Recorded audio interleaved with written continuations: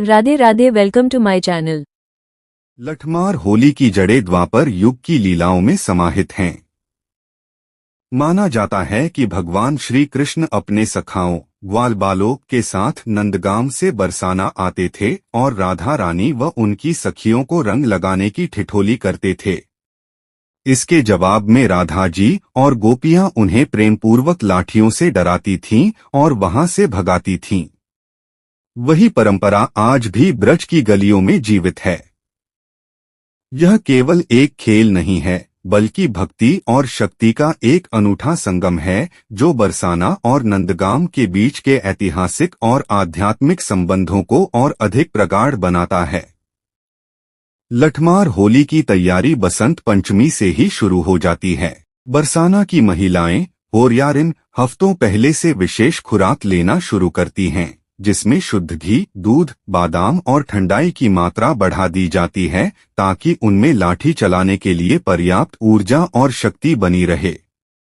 दूसरी ओर नंदगाम के पुरुष होरियारे खुद को बचाने के लिए चमड़े या मजबूत लकड़ी से बनी भारी ढाल तैयार करते हैं।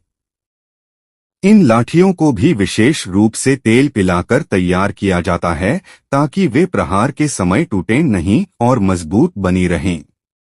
पूरा ब्रज इस दौरान एक अलग ही उत्साह और ऊर्जा से भर जाता है। होली के मुख्य दिन नंदगाम के पुरुष रंग-बिरंगे पारंपरिक वस्त्र और भारी पगड़ी पहनकर बरसाना के प्रसिद्ध लाडली जी मंदिर, राधा रानी मंदिर पहुंचते हैं। वहां सबसे पहले समाज का गायन होता है। समाज एक प्राचीन परंपरा है, जिसमें मंदिर के प्रांगण में बैठकर गोस्वामी और भक्तगण ब्रजभाषा में होली के पद और भजन गाते हैं।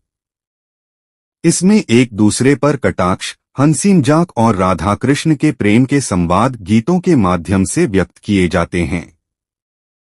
यह वातावरण इतना भावुक और भक्तिपूर्ण होता है कि वहां मौजूद हर व्यक्ति झूमने पर मजबूर हो जाता है। जब समाज समाप्त होता है तो होरियारे मंदिर की सीढ़ियों से उतरकर बरसाना की रंगीली गली में आते हैं।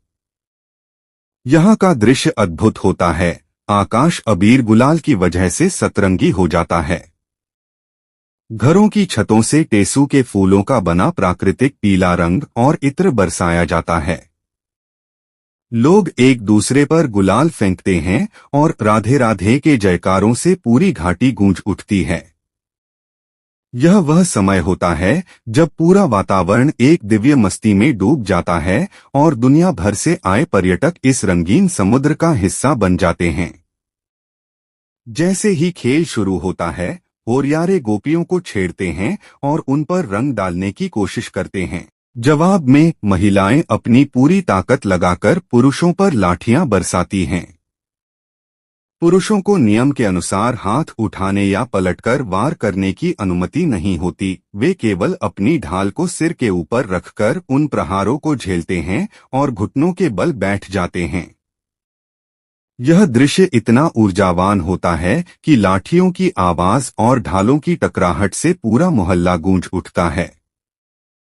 इसे मार नहीं, बल्कि राधा रानी का प्रसाद माना जाता है।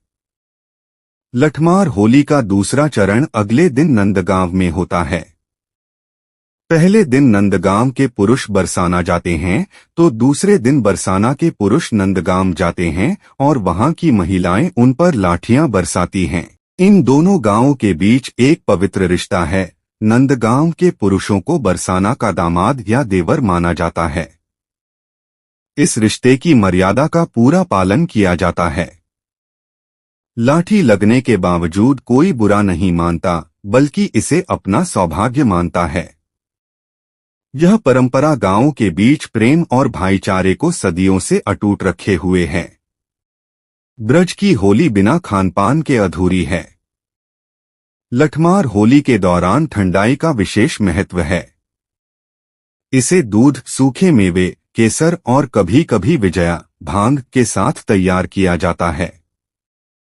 यह पेय न केवल थकान मिटाता है, बल्कि भक्तों को मस्ती के चरम पर ले जाता है।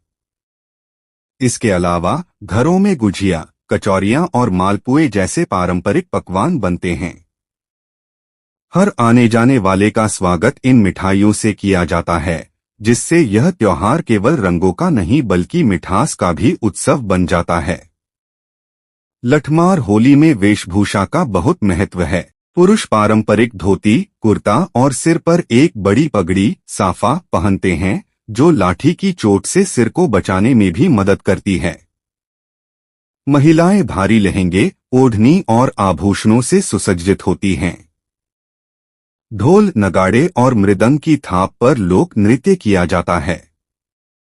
ब्रजभाषा की मधुरता और वहां के लोकगीत जैसे होरी इस त्योहार को एक सांस्कृतिक पहचान देते हैं, जो आधुनिकता के दौर में भी अपनी जड़ों से मजबूती से जुड़ी हुई है।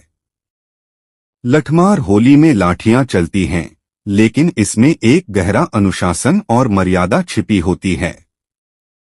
यह खेल अराजक नहीं होता। अगर कोई पुरुष गलती से निहत्था हो जाए या उसकी ढाल गिर जाए तो महिलाएं तुरंत लाठियां रोक देती हैं। किसी भी महिला का अपमान या गलत व्यवहार इस खेल का हिस्सा नहीं है।